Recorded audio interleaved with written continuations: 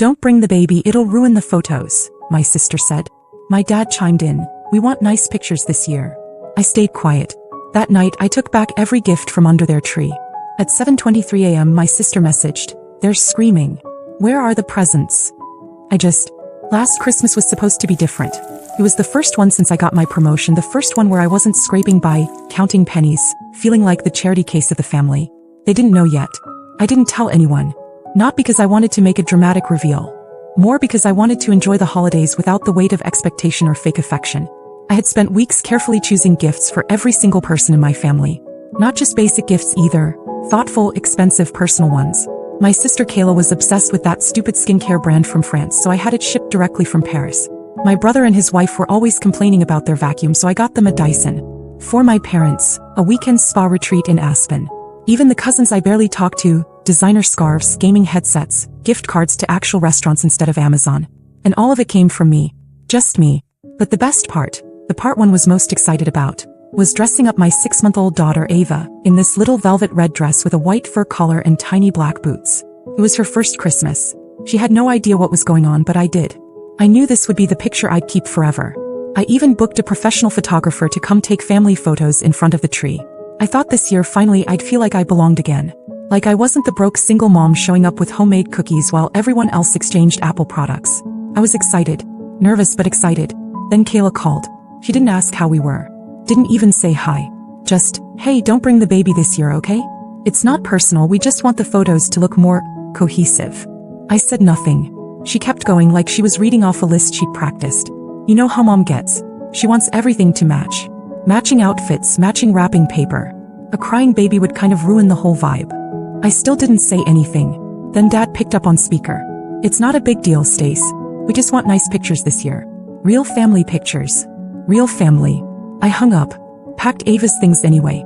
I wasn't going to argue.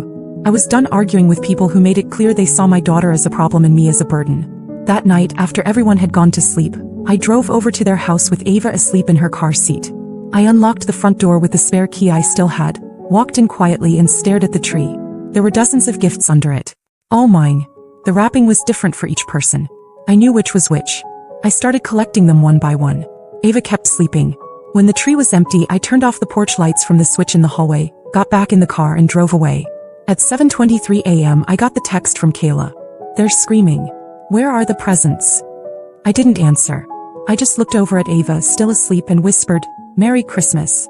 They thought I disappeared. They had no idea I'd only just begun. By 8 a.m. I had 14 missed calls. By 8:30 the family group chat exploded. "Kayla, what the hell is going on? Did you seriously take the presents? Dad, Stacy, grow up. This is ridiculous. You're ruining Christmas." This is exactly the kind of behavior that makes people not want to include you. I read them while pouring syrup over my pancakes. They didn't ask if Ava and I were okay. They didn't apologize. They didn't even hesitate before deciding I was the problem. Not them. Not the baby ban. Not the years of subtle digs and backhanded compliments and looking through me like I was the help. Just me. I scrolled for a moment, watched the messages pile up. Everyone had something to say. "Uncle Ray. Someone explain what's happening? Cousin Taylor. Did she really steal all the gifts? Kayla again. She showed up last night. Must have taken them while everyone was asleep. Who even does that?" It was wild how quickly they turned me into the villain. I was the one who spent weeks curating gifts, shipping things in from overseas, hand-wrapping each box with gold foil paper. Not because I needed their approval, but because I wanted this year to feel repaired. Like maybe things could be different. Like maybe I wouldn't be treated like an obligation. But then they told me not to bring Ava. That's what broke it. That one sentence. Not even a real conversation, just a casual request to leave my child at home because she might ruin their aesthetic. They talked about their photo setup like it was a damn magazine shoot. Ava wasn't even crying that day. She was teething, yeah, but she slept through the night. They didn't care. They didn't ask. That morning, I made hot chocolate, turned on the fake fireplace on the TV, and sat with Ava in my lap. I didn't answer any of them. Mom sent a private message. "You're being cruel, Stacy. We didn't mean to upset you. Just bring the gifts back and let's move on." That made me laugh. Cruel is raising your voice at someone you pretend to love every holiday. Cruel is making your daughter feel like an outsider in her own family for 15 years. Cruel is acting like a baby is clutter. I didn't just take the gifts home. That would have been too easy. Instead, I packed them up and drove straight to the women's shelter on Maple Avenue. It was still dark when I got there. I rang the bell, introduced myself to the director. A kind woman named Darla who looked like she hadn't slept in 2 days, and told her I had something for the women and kids staying there. She thought I meant old clothes. Then she saw what was in the trunk. High-end skincare sets, designer scarves, brand new gadgets, toys still in the plastic wrap, even gourmet chocolates from Belgium I'd ordered just for Dad. I told her to hand them out however she wanted. The only thing I asked was that each tag stayed attached. Each one read, "You matter. You're not invisible. Merry Christmas, from someone who's been where you are." Darla hugged me. I got back in the car and cried for exactly 30 seconds. Not because I was sad, but because I'd never felt lighter. Back at home, Ava and I spent the morning in pajamas. We danced to Christmas music, watched cartoons, and took blurry selfies with syrup on our faces. The phone never stopped buzzing. Let them scream. Let them spin their stories. They still didn't know where the gifts went. And they definitely didn't know where I work now. That part, that's coming. The texts didn't stop for 2 more days. They went from shock to angry to suddenly sentimental. By the 26th, Mom had switched to guilt tactics. "We just wanted a peaceful Christmas, Stacy. You always make things complicated." Dad followed up with a passive-aggressive gem. "Yes, we know where your priorities are now." I ignored it all. I didn't post anything about Christmas. No photos, no captions. I let them stew in silence. But then Kayla made the mistake of trying to publicly shame me. On the 27th, she posted a photo of the empty Christmas tree on Instagram. Just the tree. No gifts. Her caption said, "Some people only give so they can take it back. Lesson learned. Family shouldn't come with strings." I saw it at lunch. I was sitting at a conference table in a glass-walled office on the 41st floor of a midtown building, eating sushi off porcelain while our junior designer pitched $1 million lobby renovation to a client. When it wrapped, I excused myself, walked back into my office, closed the door, and stared at Kayla's post again. That's when I decided it was time. I opened Instagram. My profile was still private. Most of the family didn't even follow me. They'd long ago written off anything I posted as depressing. So I made a new post. It was a photo of me and Ava both smiling. She was wearing the velvet red dress. I was wearing a blazer and heels, sitting in my office, skyline behind us. On the desk in front of me was a gift bag with my company's logo on it and a note. "Thank you for everything you've done this year. The partners." I didn't write a caption. Just tagged the firm's official account. Within 5 minutes, I had 3 missed calls from Kayla and 1 from Mom. They weren't dumb. A quick search told them everything. The firm was famous, known for redesigning luxury hotels and high-end spaces across the country. My name was listed right there on the leadership page. Stacy Morgan, lead creative director. My salary, public record, 6 figures, upper 6. I watched as Kayla deleted her post within the hour. Then a new message came in. "Kayla, you should have told us. That's amazing. We're so proud of you." Proud. The word made me physically cringe. I waited a few hours, then replied, "I didn't think you wanted anything ruining your aesthetic." Read. No reply. By New Year's Eve, the tone had shifted. Now they were all concerned. Mom wanted to talk things out. Dad suggested starting over fresh in 2026. Even Kayla invited us to brunch. Said Ava should really get to know her cousins. Sure. Now she's family. But none of them had asked what happened to the gifts. Not one. They were still pretending they just disappeared, like I'd stolen joy out of spite instead of giving it to people who'd actually appreciate it. That was fine. Let them play nice. They didn't know I was only getting started. The next shock didn't come from a phone call. It came from the front door. January 3rd, 9:46 a.m. I was feeding Ava oatmeal when someone buzzed my apartment. I wasn't expecting anyone, so I assumed it was a delivery. I was halfway to the door when I glanced at the camera feed on my phone and stopped cold. Kayla, holding a bag. She never visited. Not in the 6 months since Ava was born. Not once. I let the buzzer go. Didn't open the door. She stood there for 5 minutes, texted me twice. I brought something for Ava. Can we talk? And finally left the bag hanging on the doorknob. It was a brand new teddy bear from Bloomingdale's. Still had the price tag. Expensive, soft, probably picked up on the way over to make it seem like she cared. Inside the gift bag was also a card. It said, "Let's not let one misunderstanding ruin everything. We love you. Ava too. Let's talk soon. XO." No apology. No mention of what they said. No acknowledgement of why I'd left. Just misunderstanding. I put the bear in a donation bin. Then came the bigger twist. Later that week, I got an email from HR at my firm. They said someone had called claiming to be a family member trying to verify my employment for a congratulatory article. They said the caller asked for my salary, start date, and home address. That wasn't just nosy. That was calculated. They hadn't just stumbled across my job title. They were digging. And calling my job directly? I was furious, but I stayed calm. I emailed HR back and thanked them for flagging it. Told them to direct any future inquiries to my assistant, and that I'd be filing a privacy request immediately. I didn't need to guess who made the call. I knew exactly who would want proof I didn't just get lucky. Later that night, Mom sent a voice message. Not a call. A voice message. Started with, "Hey honey, just wanted to say we're really impressed. Your dad's been telling everyone at the country club about your promotion." I stopped listening after that. I didn't even finish it. What struck me most was how fast the shift happened. 1 minute, I was the burden they didn't want ruining their photo setup. The next, I was the golden child again, now that there was something in it for them. It wasn't about love. It was about status. And the worst part? They started competing for it.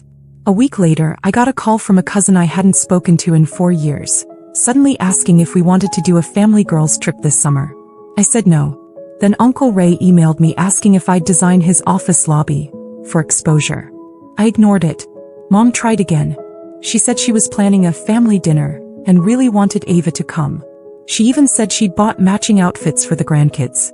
I texted back one word. Oh. She called twice. I didn't pick up. So she sent a final message.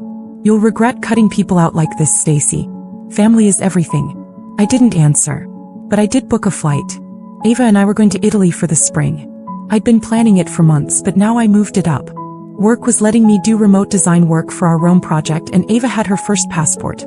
They wanted to play tug-of-war with my success? Let them try. I wasn't staying in their game. I was leaving the table. Italy was supposed to be a work trip. 3 weeks.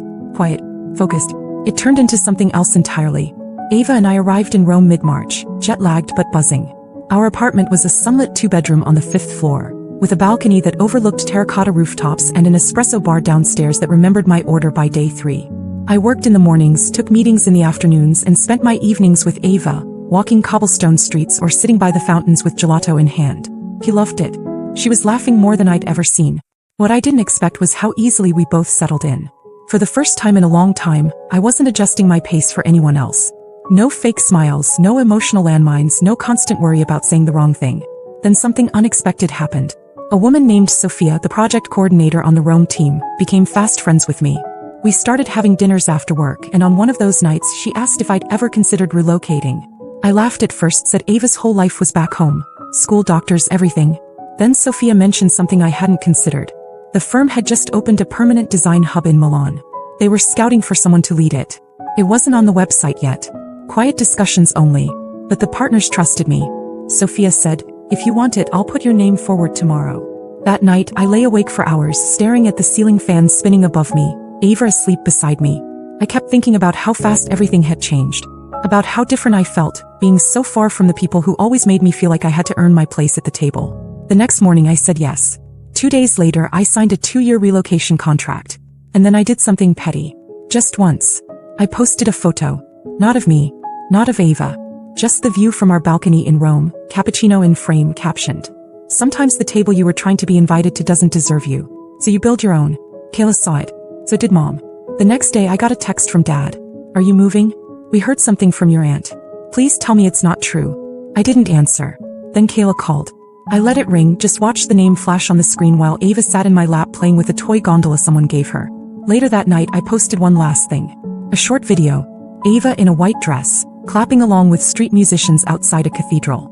The caption said, "She'll grow up knowing peace, not performance. We're done pretending." No filter. No location tag. But they got the message. I heard later from a cousin that Mom cried. That Kayla had tried to explain the misunderstanding to anyone who would listen. That Dad was asking around about flights to Italy, but none of it mattered. The game was over. I hadn't just walked away. I'd moved the board. We moved into our apartment in Milan the second week of April. The space was modern, full of light, with a little balcony garden Ava loved to sit in. The office was 10 minutes away, the staff already welcoming, and my assistant spoke 3 languages fluently and somehow always remembered how I liked my coffee. I was finally living the life I had imagined on all those long nights when I was still in that cramped 1-bedroom, praying Ava wouldn't wake up crying while I worked freelance gigs until 2 a.m. And the best part? Silence. Not literal silence. Ava was learning to talk and had a habit of shouting, "Ciao," at strangers on the street. But silence from them. No texts. No emails. No guilt-laced voice messages. It was like they'd finally gotten it. At first I expected some final dramatic attempt to win me back. A flight, a surprise visit, maybe a letter. But it never came. They stopped trying. And for the first time in my life, I felt what it was like to not be chased by obligation. Just freedom. It wasn't that I hated them. I didn't. I just didn't need them anymore. And they didn't know how to love someone they couldn't control or shame into staying small. The emails about birthdays and reunions went unanswered. The family photos they posted on social media were suddenly very curated, very filtered, and very missing Ava and me. I watched from afar. Calm. Detached. Unbothered. Sometimes I wondered if Ava would ask about them when she was older. Maybe she would. Maybe she wouldn't. If she did, I'd tell her the truth, that not all families are safe places. That sometimes people only love you when you're easy to love. And that when they show you who they are, you're allowed to believe them and walk away. She wouldn't grow up chasing scraps. She'd grow up watching me build a life where we were loved fully, or not at all. 2 months after the move, I stood on a rooftop garden during an event we hosted for clients. The sky was golden, wine glasses clinked. Ava was being passed gently from designer to designer like she was a celebrity, and someone asked me casually how I got to this point. I just smiled and said, "It started with a Christmas tree." They laughed. I did too. But in my head I finished the sentence. Started with a Christmas tree, and ended with me finally choosing myself. And I never looked back. Ava just turned 2. We had a picnic in the park near the Duomo with a few friends from work and our neighbors, who've become like extended family. She got a little red scooter, gelato all over her face, and fell asleep curled up in my lap while the sun set over the city. There were no drama texts. No backhanded compliments. No guilt. Just joy. I got promoted again last month. Creative executive overseeing European projects now. My name's on contracts I used to dream of even reading. And sometimes when it's quiet and I'm walking home from work, I still catch myself wondering if all of this is real. It is. And they're still where I left them. Spiraling in their own echo chamber, still trying to decide whether to miss me or be mad at me. But that's not my story anymore. They took me for granted one too many times and I gave them every chance. I gave them everything. Until I stopped. Now Ava and I wake up to church bells instead of group chat alerts. We spend Sundays painting on the balcony and laughing too loud in restaurants. We're free. And we're finally home.